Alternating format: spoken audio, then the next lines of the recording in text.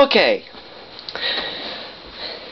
All of us collectors who collect vintage stuff, and even people who don't, you find that when you buy something big that's worth a presentation, you have a tendency of buying all these little other things that aren't worth presentations because they're so small and there's nothing to talk about. So, I've decided that I'm going to do these little videos, every 30 or so videos, of all the stuff that I got that isn't worth putting a presentation up about. Like all the little things that aren't, very explained that. Anyway, I'll start off with some stuff I've had for a while that I'm not going to do a presentation on now. So, here we go. This is a 1983 Sony Walkman WM-F1 cassette player. As you can see, it's very shiny, very Sony style. There's a feature that was lost after a couple of years, is double headphone jacks.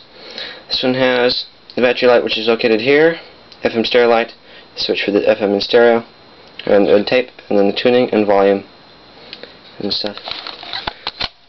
Door opening. It keeps breaking right there, so it's pretty nice. Done a nice clip. And for battery compartment. It's the oldest surviving piece of my collection, so it really sparked the idea of, hey, let's collect vintage stuff. For me, anyway. Okay. This is a 1986 Walkman WM-F8, which is much newer. It still has a nice solid feeling, and it's got a whole complete. The front is like one door. It uses 2 AA batteries instead of 4, and there's no little hook on the back, which makes it pretty much useless for carrying around that much. There's tape selector. It's exactly the same layout as the other one, except the complete mechanism is different. But you can still see the tape putting everything, and the lights are on the front instead of the back, or on the top.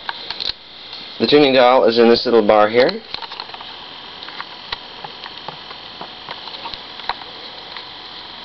And there's the volume up here, and the headphone jack and stuff. It's nice. Okay. I don't just collect audio equipment and typewriters, I collect these once in a while, if I find one that sparks my interest. It is a Sharp EL8118 calculator from 1976, and it's mint, and it's aged better than my new one. Green display. It's semi-scientific, it works like new, and it will serve me well in school. So I can be completely retro. It is a Sharp LZ-Mate computer. It's even got an adapter for plugging into a wall. Runs on 2 AA batteries. Very, very bulky, very nicely made, and I love the design. It will be used well. It even has the original case, which it has never been in. I know that because it doesn't fit in the case that well. It fits, but it just doesn't have the stretch sort of feeling and the simple melding sort of feeling. Then we get to somebody's history. I come across things and buy them. Like, I've got all sorts of things. I have a reel-to-reel tape with some of these on it. So, we have a 1950 Wilcox Gay Recordio disc. I'm recorded. It's for a wedding of Jack and Phyllis. There's 2 more of the wedding. The metal core vinyl outside. I paid a quarter for those, for all 3 of them. Now, keeping with time, okay. I have this gigantic CB radio from General Motors. It would have gone in a big semi-tracker for a base station or something, because it does plug into a wall. Volume and on. Channel selector with you can't see it very well, but there's actually a little digital display there. And then there's the squelch. And then there's all these switches and stuff, and then the microphone plug, and the speaker, which is right there. It's very, very heavy. It's very, very nice as well. I only paid $2 for it. Then we come to headphones.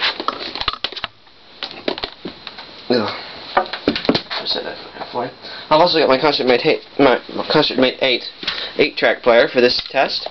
I have this RCA stereo headset and a 1960s or 70s Sansui pair of headphones, which is model SS2, and these ones are RCA ones, which are SPK1220. Both of these were made in Japan.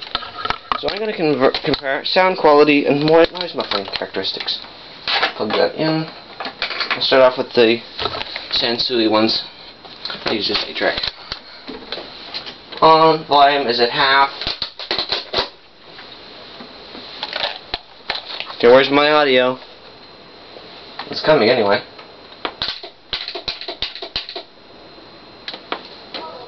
Oh, that's why. Darn 8-tracks, sometimes they never quite work.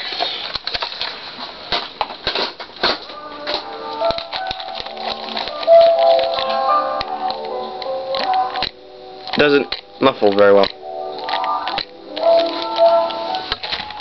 Let's try these.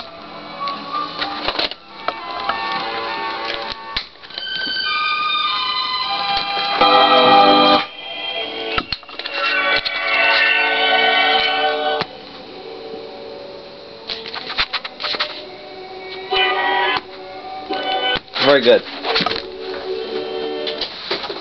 Put this back. Sometimes the pinch rollers don't quite touch each other. The roller and the capstan. Now we get on the big long equipment of my 8-tracks. I don't have 5 anymore. I have 27. So I'm going to start with, actually I have 28 if you count the adapter. So I'm going to start with the front row, going from left to right. Okay, Sparkomatic SCA10 8-track to cassette adapter, which is its case. Then there's Johnny Cash at San Quentin. Non-Dementicar, which is Strings Unlimited, which is an instrumental tape, which I was using just now. Then there's Tracks Plus from Audio Magnetics, which is a 45-minute recordable 8-track. Then there's Gunfighter Ballads and Trail Songs from Marty Robbins. I'm not one for country and western music, but that's one I like because it's not twangy and yodely. So I'm going second row, left to right. The Best of Roy Clark. And there's I Like Frankie Yankovic. I'm not quite sure who did that one. Not sure. I don't want to destroy the design of the thing. And there's Trooper Hot Shots, and then there's Feuding Banjos, which is instrumental, more or less, of just banjos, no singing. And then there's the 1972 Hits of the World. Hits from the top 20 to various artists. There's all sorts of tunes on there. One of my favorite 8-tracks when it works. Then second or third row, at each end, a black and white Tom Jones card. Black one is over there, white one is over here. Tom Jones sings She's a Lady. For some strange reason it shows up on the cart twice, in track 1 and 3. Both are in very good shape. The white one has a rubber roller and the black one has a plastic roller. And then we go from left to right in the middle. RCA Stereo 8 Red Seal 8-track, which is Boston Symphony and Eric Leinsdorf. And there's Golden Hits in the style of the Beach Boys, which is the middle one, which is DeVille on the front, in pink. And there's another Tom Jones white cartridge. Next row. Hopefully if I don't run out of time. Here we go again. Nestor Pister, number 2, which is brown RCA cartridge.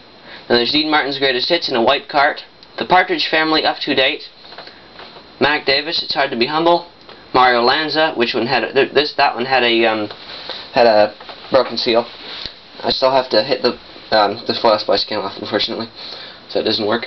Then up again to the red ones, from left to right. A realistic recordable one. Then Al Martino, Mary in the Morning, and then The World of Tammy Wynette. And then Van Morrison's St. Dominic's Preview, which is a cartridge which is recorded in a language from India. I'm not quite sure what the language is, but it definitely sounds kind of weird, especially fast. And then there's Memories of Hank Williams Sr., which is tape 1 of 2. That one had a broken splice too. And then we have, up at the top, a Learjet Ampex cart, which has a melted pinch roller. I'll have to pop that apart someday to fix it. It is Dizzy Gillespie. Then there's ABBA Arrival, which is very nice. I like that cart very much. And then there's the Bee Gees. And then if we scroll down here, we have more cassettes. More of them. Anyway, that's all for now, folks.